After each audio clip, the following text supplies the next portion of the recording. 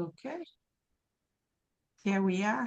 Yeah, we are. Hello and welcome, everyone. My name is Antoinette. Most people call me Coach Auntie, and I'm a life and grief coach. Today is July 1st and is Grief Coach International Day. And I am so honored to hold space for a conversation that often live in the shadows. A lot of us don't talk about it when we're talking about grief, and that is anticipatory grief. I'm joined here today by someone that I've known for a very long time. I will call her my young friend, Josie Fongo. Josie is a family nurse practitioner, and she has also experienced anticipatory grief in her own way. So I'm going to open the floor for her to introduce herself to you all. And before I do that, I want to thank you, Josie, for coming to have this conversation with me on this special day, special Grief Coach International Day. Thank you for taking the time to chat with me and go deeper about this type of grief that we so much need to talk about. Thank you and welcome. Thank you, Auntie. Hello, everyone, and thank you for listening in on this special episode today. My name is Josie Fongo. I'm a nurse practitioner. I've been in the healthcare field for over a decade now and have experienced inpatient care and outpatient now, as well as leadership in nursing. This is where we would edit, right? Anticipatory grief is something that affects most of us in different ways. A lot of times when we talk about grief, people refer to death and dying, Mhm. but there are other things in life that we grieve, sometimes consciously, sometimes unconsciously. And I hope that this episode will help shed some light and give you some tools that you could use to help you through this journey or the process of. Exactly. Exactly, Josie. Thank you Yeah, for saying that out loud because when we talk about grief, most of the time, when we hear grief, most of the time our antennas goes up because we want to know who died, right? We're looking at exactly. it, we associate grief with a physical being. And there's Mhm. so many facets into grief. So many facets. So we're going to start by defining what anticipatory grief is all about. Most people think of something that grief comes after a loss of a human being, after the death of a loved one. And that's not always the case. Anticipatory grief begins, it always begins when we sense or know of a loss that's coming. It's always the beginning before it actually happens. And Right. then it can show up when a loved one is sick, being diagnosed sometimes with a terminal illness like cancer, which has become so predominant nowadays. Dementia, Yeah.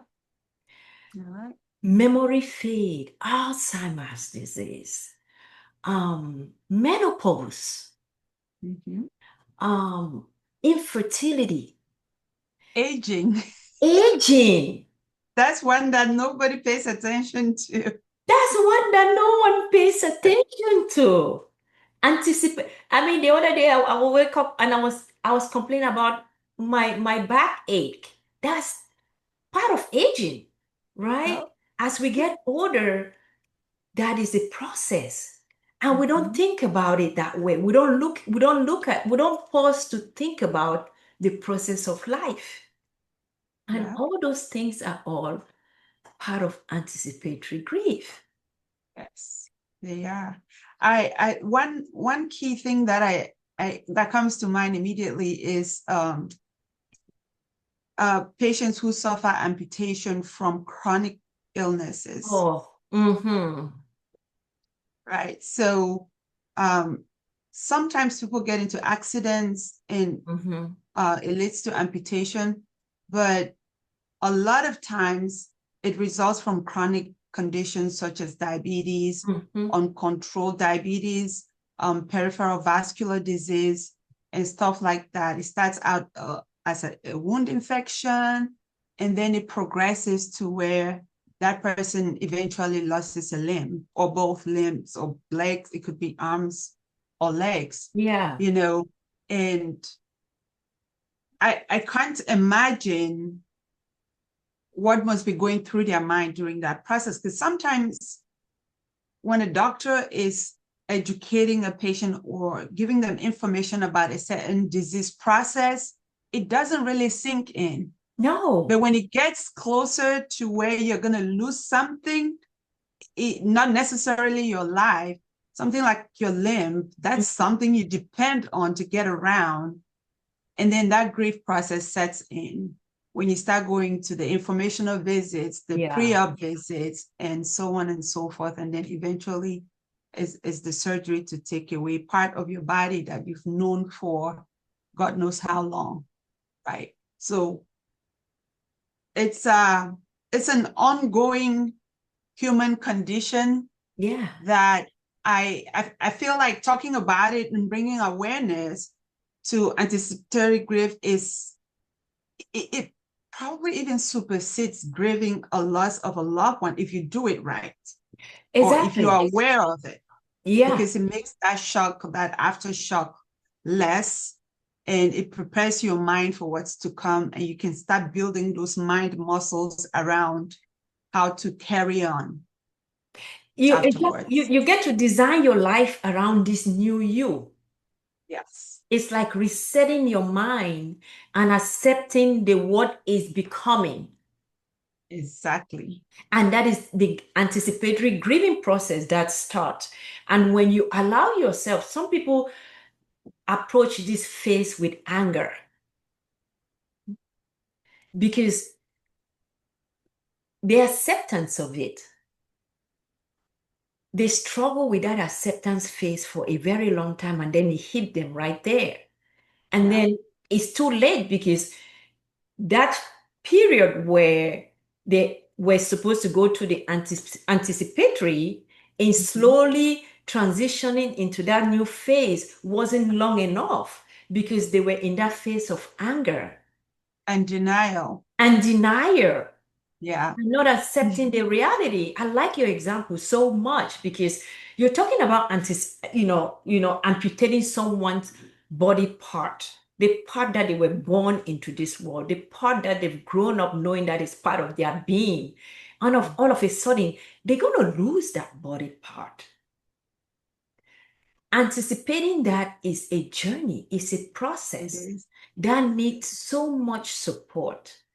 And when we don't talk about it, we don't surround ourselves with like people who can support us through that journey, give us the support like you do in your profession, then it becomes very, very challenging for anyone who might be going through it.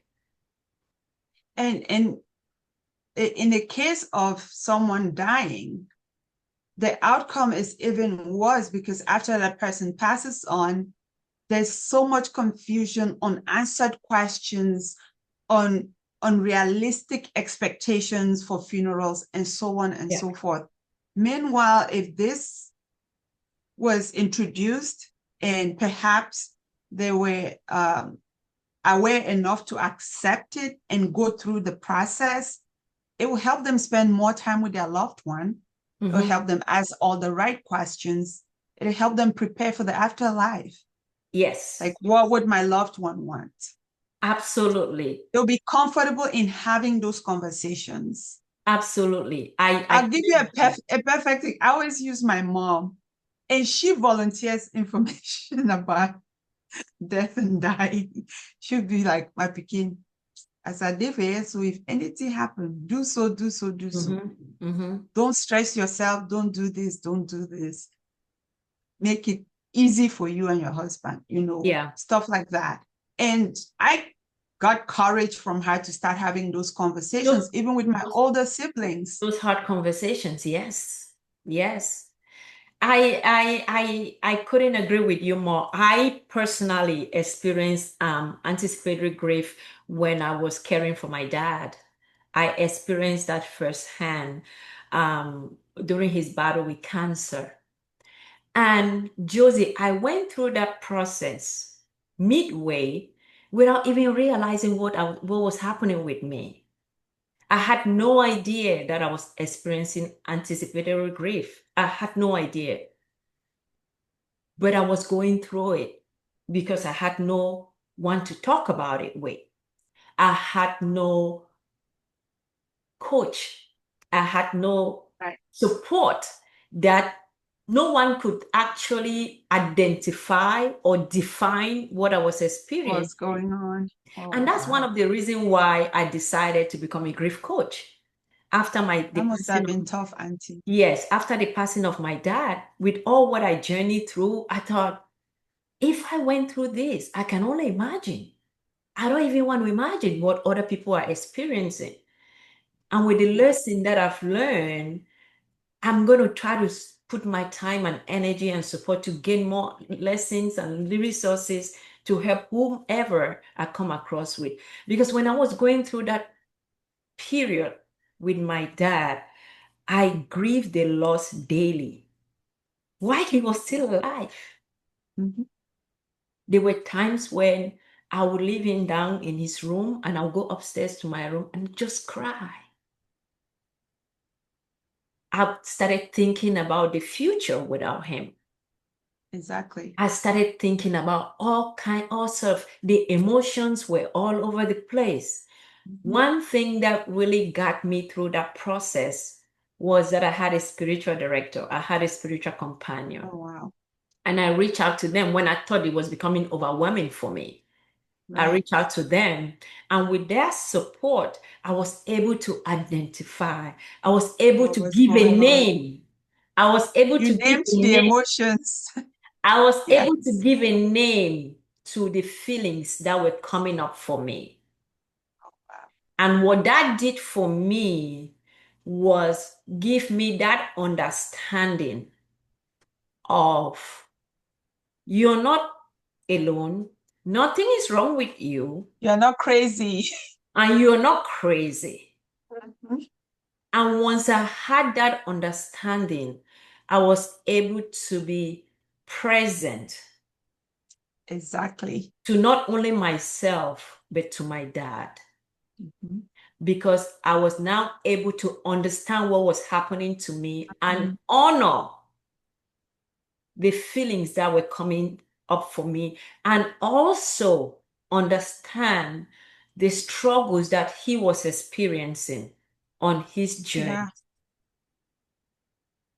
And So, it would also help you answer certain questions when your siblings or other relatives who are not with him ask certain questions. You can be objective in your answering yeah. the questions. Yes, yes. The feelings were, I mean, I was exhausting.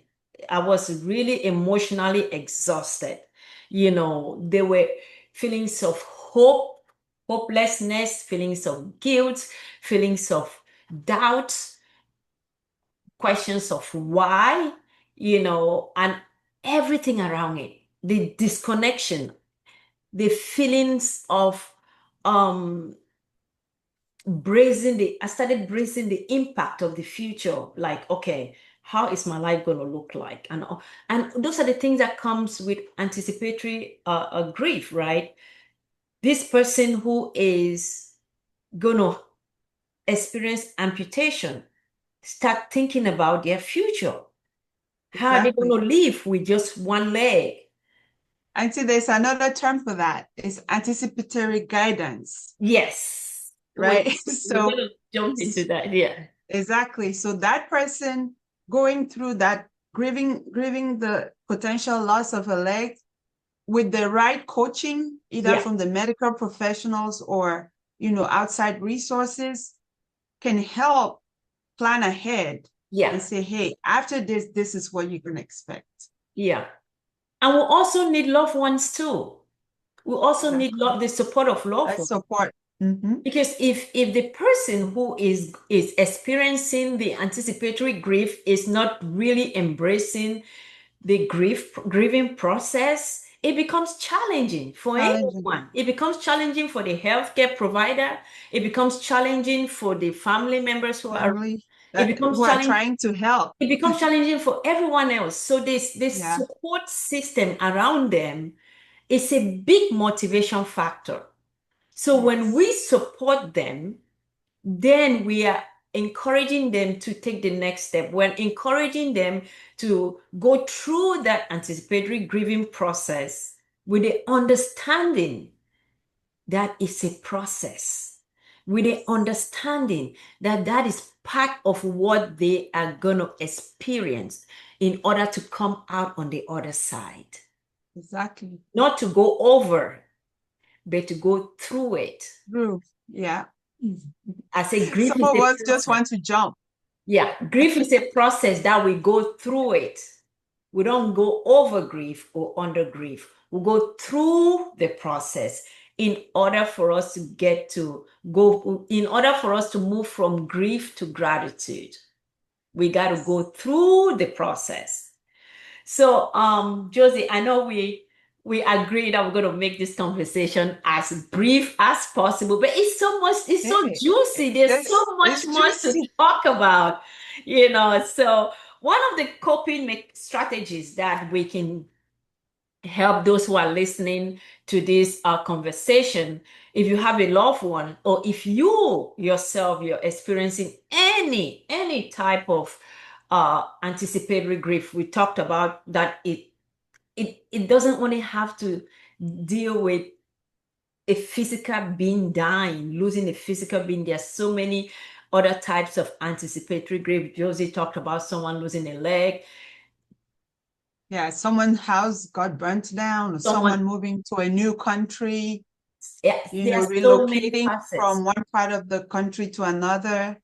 You going to the doctor and getting a test results that is saying you're never going to be able to do A, B, C, D again. See, All exactly. those things are part of anticipatory grief, because then you're grieving anytime that you're grieving something that you so much desire to want.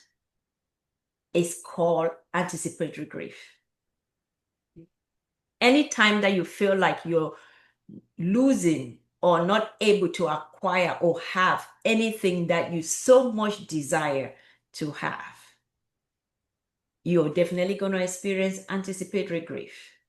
So if Yeah, you're whether consciously or unconsciously. either conscious, either Because conscious, like you said in your example, you could be going through all these emotions and you don't know what they are. And sometimes it helps to name your emotion.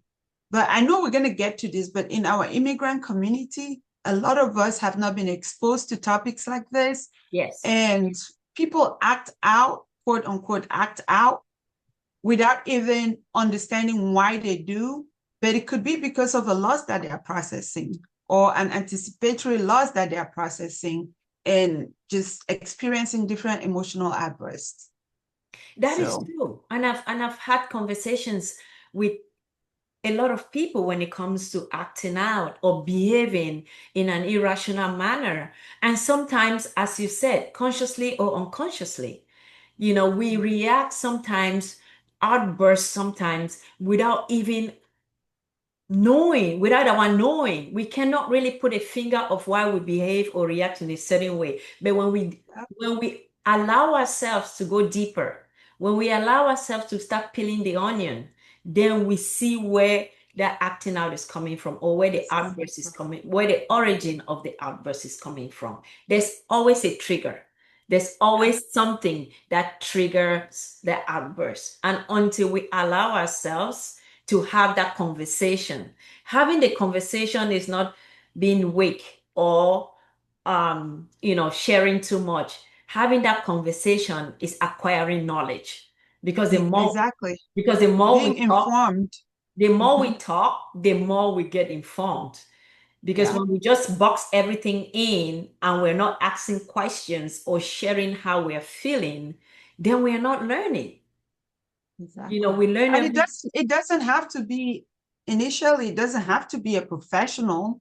You can talk to someone close to you that you trust with the type of information Mhm. you wanted to share. Or it could be your primary care physician who may not be a specialist in that Mhm. domain, but just sometimes just saying it can lead to someone guiding you to someone else who could help. But another challenge is not everyone is comfortable with the idea of therapy or coaching. Yes. So that's another challenge That's that another comes topic. with people. Yeah, that's another topic for another day. That's But that's another a topic. challenge that comes with people expressing themselves and telling the next person what they are going through. And in some cases, even in a household, one spouse will not tell the other what they are going Yes. through. Yes. And um, it just, or maybe they say it and the other person just, you Just know, dismiss their feelings. doesn't Mhm. doesn't buy what they're saying and uses an excuse to make whatever they're talking about make no sense, Yeah.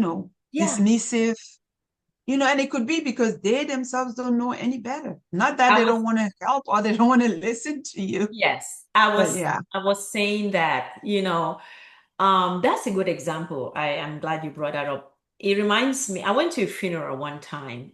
Someone in our community, they lost their mom, and I went to the funeral and I was talking to the sister.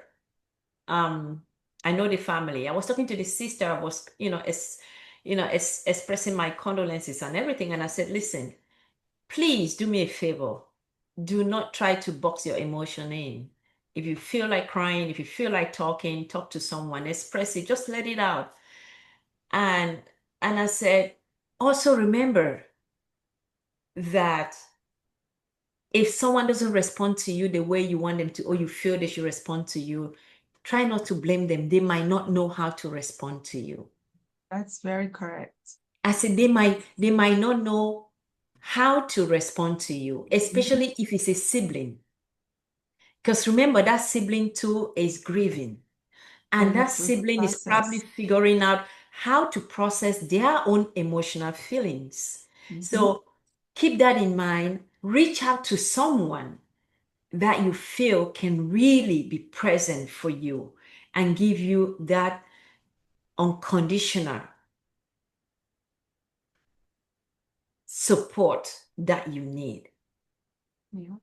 Because sometimes we feel like I can reach out to a family member, I can reach out to my sibling, and they will understand because we are all grieving the loss of mama, or we are all grieving the loss of grandpa or grandma or our sister. Most of the time, they too are struggling with their own grieving.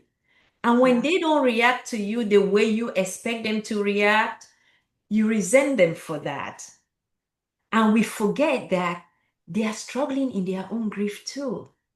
Mhm. So most often I would say reach out to someone who is equipped to journey with you, to grieve with you, because then you get their full attention.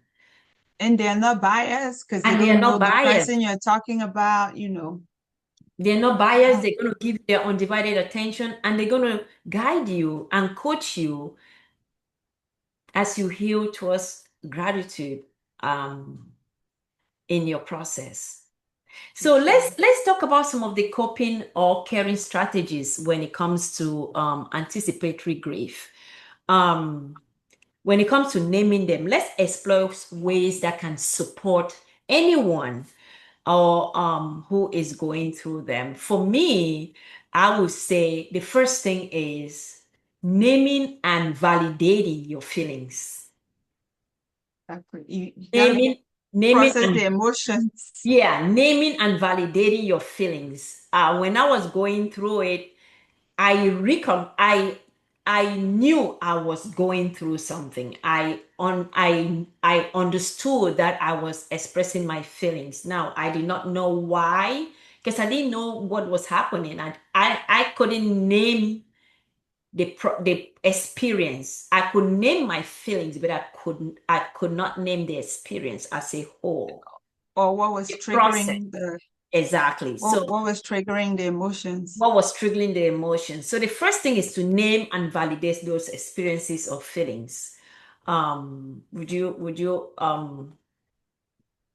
So what I Something, wanted add to something add to to that. that is acknowledging that you have those feelings in the first place, Mm-hmm. right? Knowing that, okay, this is not my normal self. I don't usually do this. What's going on? What's Mm-hmm. wrong with? Mm-hmm. Like acknowledging that and then trying to figure it out. And for some of you out there, you may have spiritual leaders in your life that you could talk to. It doesn't necessarily always have to be a professional at first. Talk to someone who is on a neutral ground. Mm-hmm. Your church leader, community leader, somebody that you know you can trust with the information, like the emotions, right? So these days, I scream at the kids for no reason. I don't know what's wrong with. And if you came to me with something like that, I would say, okay, let's backtrack. What's been going on? Yeah. And then most of the time, you find the answers yourself. Yeah.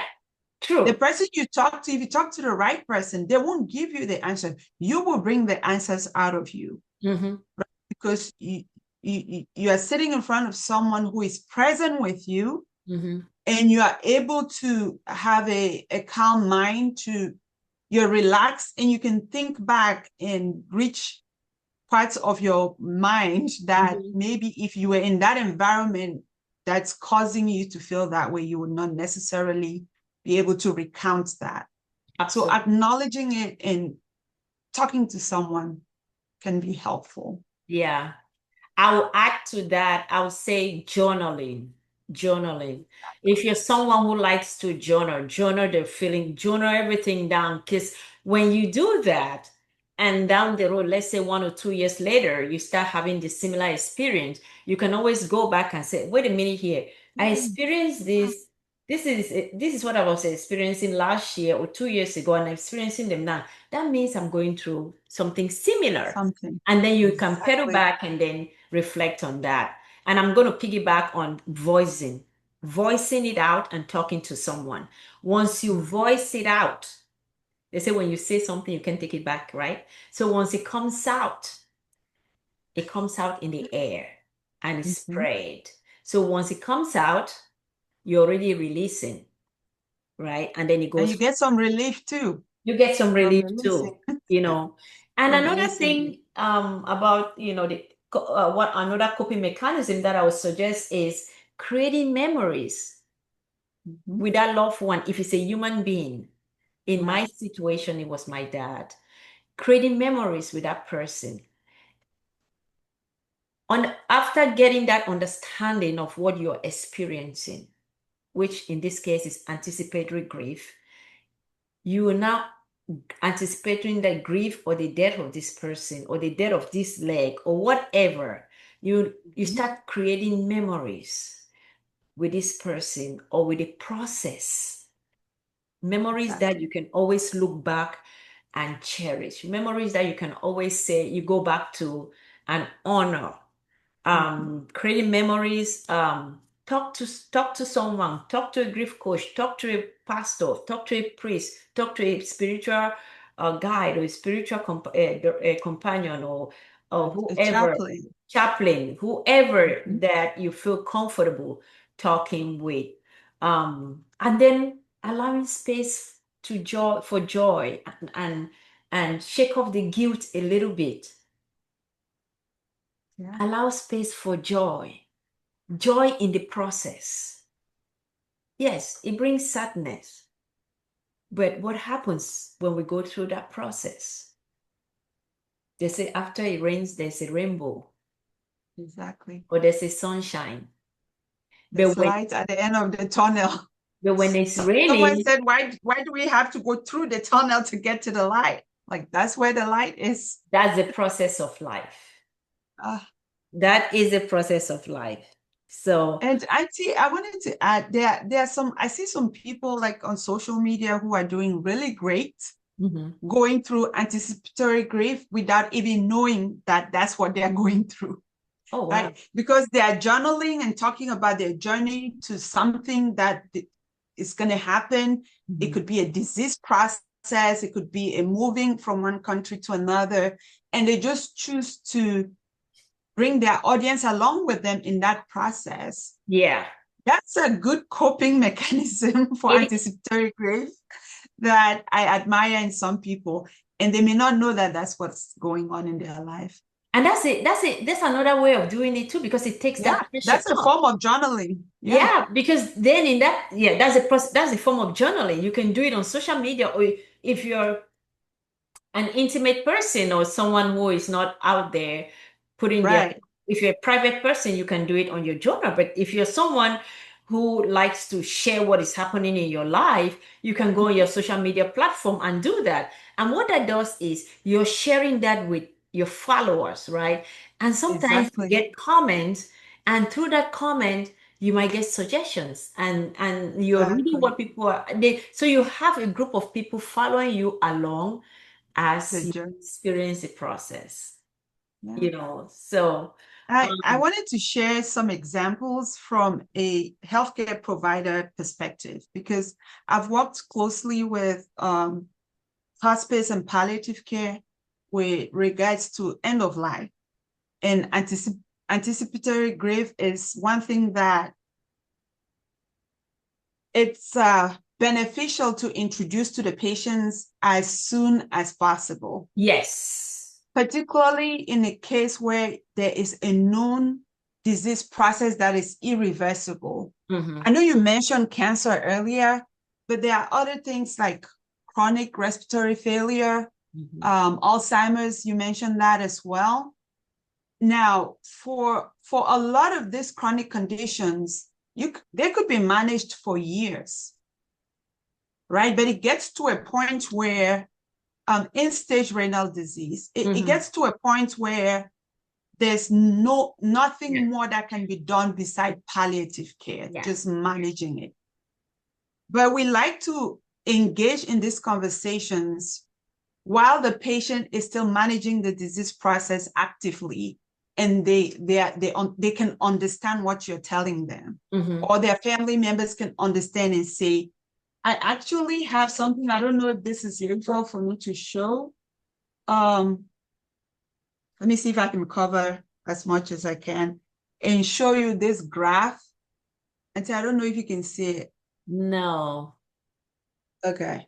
But it's a graph, it's like a EKG graph, Uh-huh. and it just goes down, up and down. It's like a zigzag motion, but it constantly declines, Oh. right? So that's what we use to educate patients depending on the disease process. Like today, this is where you are. Hmm. From research and other people who have gone through, who have experienced this disease with similar comorbidities, we anticipate that in about 4 years, you're going to be dependent on oxygen. Yeah. However, you can do And XYZ, Z. quit smoking, keep your house clean, change your carpet. You know, if your carpet is 20 years old, if you live in a mold infested house, Yeah.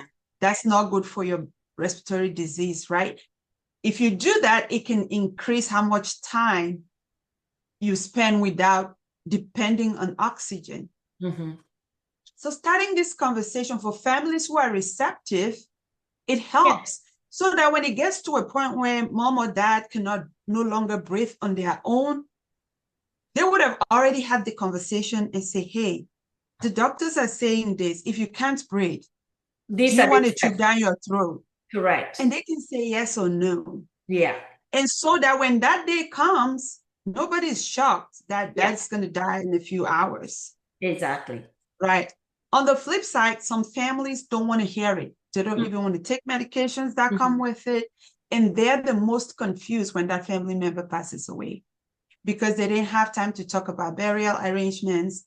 They didn't arrange no funeral home, no what's mom or dad gonna wear, where's the funeral gonna be held, where they're gonna be buried, stuff like that. And that causes a lot of confusion. Yeah. And it can even cause conflict between siblings and other family members. Absolutely. Absolutely. Absolutely. And that's where the denial comes in. And there are also Yeah. times that they say rift in the family because you have certain family members who are saying, well, we saw this coming. And other family Exactly. members are saying, well, we didn't know it was going to be this fast. It wasn't going to be this soon. So it caused that rift, and you have family members going at each other because they avoided that part Yeah, of acceptance. They avoided anticipation. They avoided seeing what you guys are telling them that this is going to be the trajectory of the exactly. process.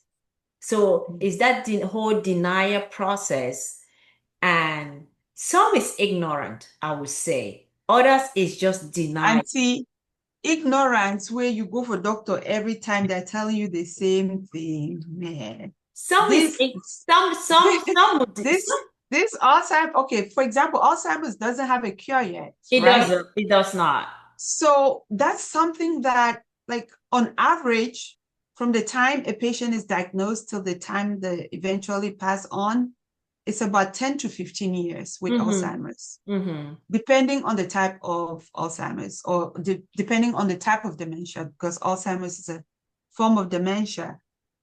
And we don't have any treatment or cure for it yet. However, Mm-hmm. there are medications that can slow the progression. Absolutely. But if this patient doesn't have the proper support system, they forget to take the medicine, right? Mm-hmm. They don't remember a lot of stuff. They may forget to take the medicine and not Mm-hmm. take it consistently. But all this time, the family members are there because for someone who is already at a certain stage of dementia, they have a power of attorney because they can no longer make informed decisions at Yeah. that point. Because you tell them something now, you ask them in the next 5 minutes, they don't remember. But sometimes it becomes the family member who is in denial and had been in denial up Yeah. to that point, Yeah. that they may not even have been taking that person to the hospital to get checked out, to get proper diagnosis earlier on. And they may have never had conversations about certain things like finances, Oh, yeah. nursing home versus home health, stuff like that. And then now you're telling me that mom cannot feed herself. You sit the food there and she's looking at it. She doesn't know that that's food. No, she does not. Because she's not thinking right. But a family member who was in denial would think that, oh, she just don't want to eat. Yeah. I've, Or I've she's had not patients hungry. like, I have families like that, and mom will go for 2, 3 days without eating, and they'll think it's normal because she'll eat like jello or something. Mm-hmm. They tend to eat sweet stuff Mm-hmm. easily, and they'll drink sodas and stuff like that. But you put a meal in front of them, they might not eat. Yeah. But these are things that are being families get informed of this process and stages, and say it will come a time when she would not want to eat. It's not because she doesn't want to. She cannot remember that that's food. She doesn't feel like she's hungry. Her Yeah. taste buds are diminishing, and she cannot taste the food the same way. Oh, mom always liked to eat pork chop, but not anymore. Now all she wants is maybe what's it called? Applesauce and a little bit of chicken breast, Yeah. something moist. At some Yeah. point, you have to chop the food for them, Yeah. stuff like that. But some families are in denial till it Yeah. gets to a point where they can't decide what to do, because one sibling wants one thing, another Yeah. sibling wants something. And that's why this kind of conversations is good to have. We just could Yeah, keep going to having this kind of conversation so we can bring it to light and make everyone understand that this is a natural thing to talk about. We shouldn't be yeah. scared to talk about death and dying. So um I'm looking at the clock here as we wrap this up. Oh no, I'd say we have time. We haven't touched our immigrant community yet. We haven't touched the immigrant committee yet. Okay. You want us to I go there? know here in the US, we have a lot of opportunities.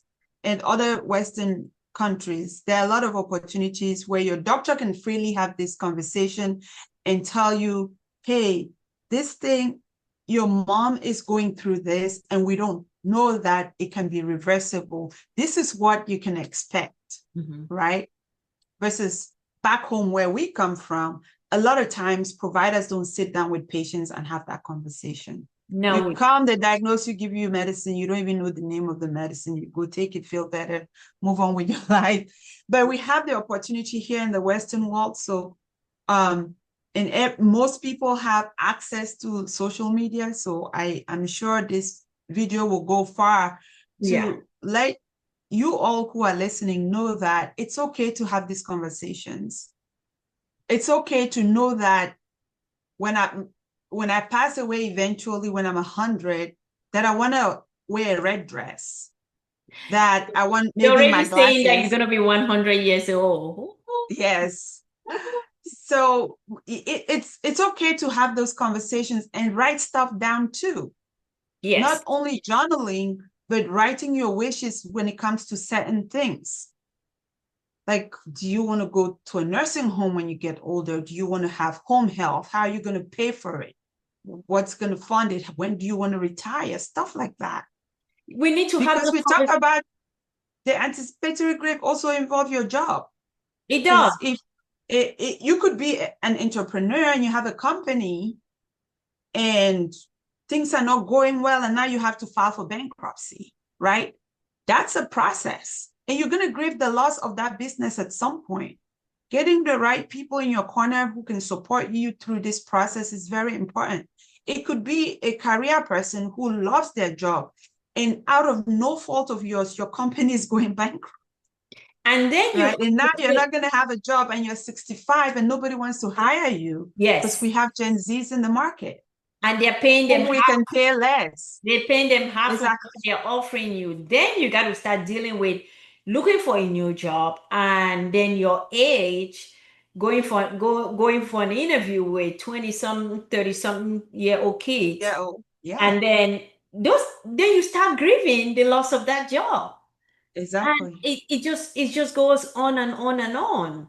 And those are things that we need to be aware of. Those are things that we need to start talking about Yeah. and really have a natural conversation. We need to normalize all this conversation. You talk about anticipatory grief.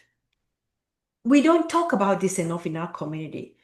No, we do not. Even as of right now, we have people dying in the community, and family members are still fighting about where to bury them. Should they take them Exactly. back home? Should they bury them here? And I'm asking myself, why are we having this conversation? Why are we still Mhm. having this conversation? Yeah. Have We this should we should conversation. be We should talk, normalize death. Talk about mhm. dying. Talk to your loved one. Where do you want to be buried? Exactly. And it doesn't have to be when we are older. We can have these conversations now. Like if I Now type is the something best up time. and email it to you, you can I have emails from 22 years ago when I first created my first email. They are still in my email box. So if I write everything up, my wishes, and email them to somebody when I'm 100, somebody will have it, Talk about right? it with your loved ones, those who are dear And you to can you. always revise it. You can always revise it where you want to be buried, how you want to be buried, Exactly. where you. I mean, Exactly. I went to a funeral. I mean, this is to a T. The songs that were going to be sung in church. We're The picked hearse, by the the, press. the hearse carrier, those who were going to Exactly. carry the hearse.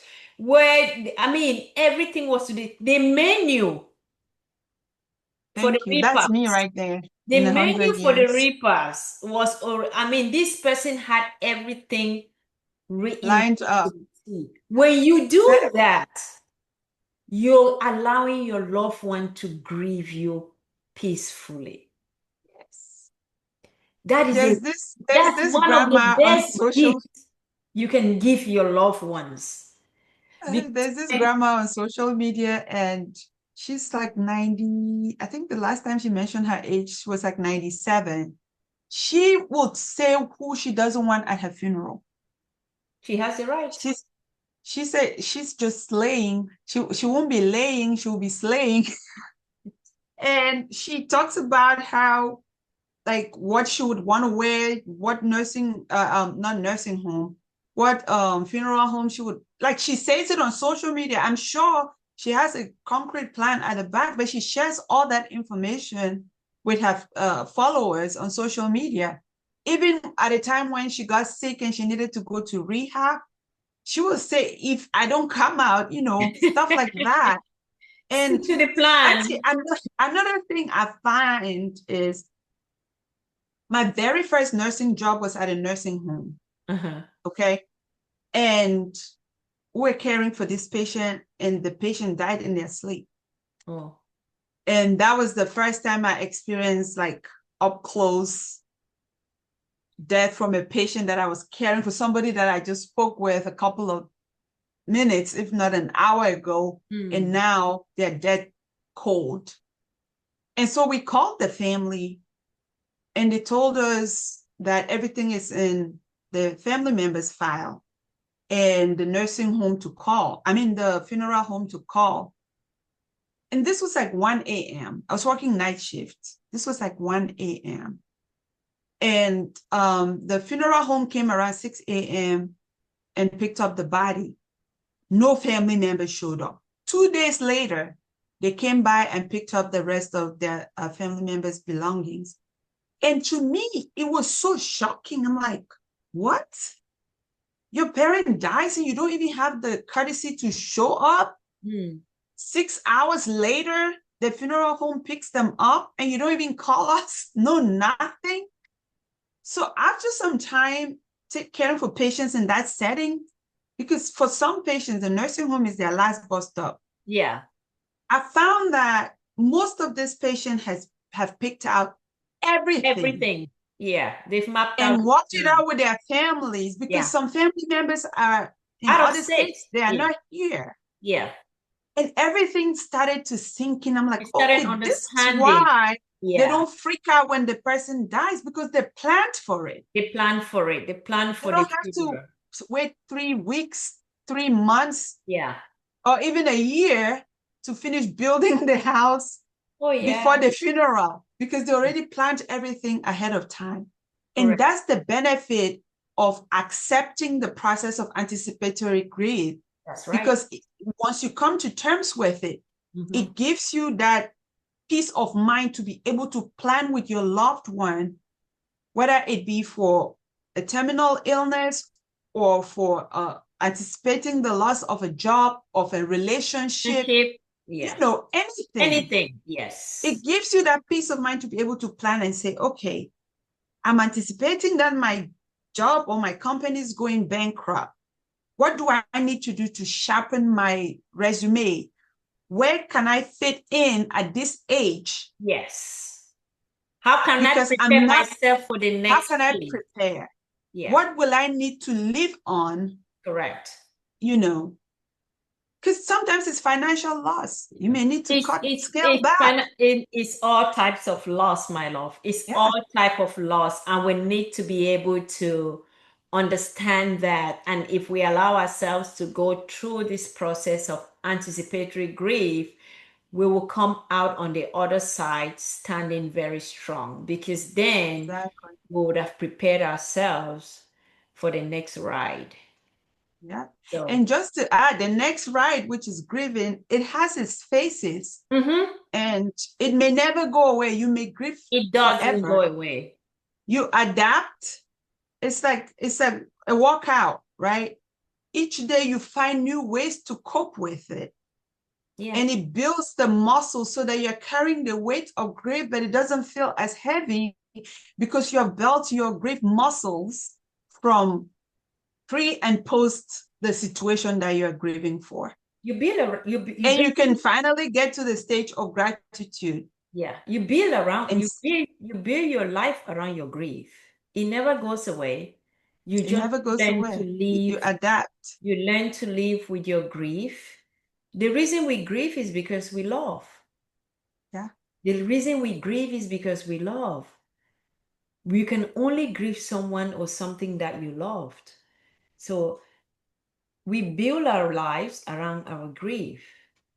Exactly. But it never goes. Actually, and you can speak to these kids going off to college. Yes. I'm already thinking about it and anticipating it and grieving Yes. that I'm not going to have them around forever, That's another form of anticipatory grief. right? I'm not going to You have have them someone forever. exactly preparing your kids How for am I going college. to? And they will not hesitate to ask, will you miss me? Oh, they love to hear that. When you Will say you I'll miss miss me? you, they love hearing that part. So listen, I think we're going to have to continue this conversation some other time. All right. As we wrap up, I just want to remind everyone who is watching that grief is not a problem. Grief is not a problem. It will never be a problem. It's not a problem that we can fix because no one can ever fix it. We just said it. It's not a problem. It never goes away. You just Mhm. learn to live with it. You learn to Exactly. live your life around it and witness it. You learn to live your life around it and witness it. Whether you're facing the loss of a physical person, you're facing the loss of a job, you're facing the loss of a limb, you're facing the loss of whatever you had desired Mhm. in your life. Grief is something that can never be fixed. It's not a problem. And see, to So just to piggyback on that, I always say nothing can prepare you for the loss of a loved one, mm-mm, particularly in the case of a human. mhm. As well as the loss of a job or anything that you cherish. It could be your breast for Yeah. breast cancer reasons or breast cancer risk Yeah. reasons. It could be your uterus for someone who desires to have children, Oh but my because goodness. of health Yes. issues, now they Yes. need a hysterectomy. It could be anything, but we understand that nothing can prepare you enough, but some preparation is better than nothing. Yeah, and That's what I wanted to add. that's why we're having this conversation. Thank you for that note. Some preparation is better than nothing, and that's what the anticipatory grief is all about. So you start grieving before the act of grief happens. Because when it happens, we're not saying anticipatory grief is going to take away the grief or it's going to take away what is about to happen. Anticipatory grief prepares you Exactly. for what is about to happen. Thank you, my friend, for this honest and heartfelt conversation. And Welcome. if today's conversation touched you in any way, you out there watching, listening, if it touched you in any way, please share. And we are going to continue this conversation some other time because, as you must have heard, there's so much to talk about. And Yes, indeed. this is just the beginning. Thank you, Josie. Any last word Thank for you, Auntie, for having me. I want to appreciate all of you who have listened this far to the end of the recording. And I hope that you share and follow our platform so that we can continue to support each other in one way or another. Today, we're talking about anticipatory grief. There's more about this topic that we have not touched, and let us know your experience. Like, what are you going through? What questions do you have for us? And we're here to answer them. That's Thank you. right. That's right. So thank you. You can follow me at T Life Coaching Grief. T as in Tom, Life Coaching Grief. Thank you to everyone out there and have a great day. Bye. Bye. All right, Auntie, stop the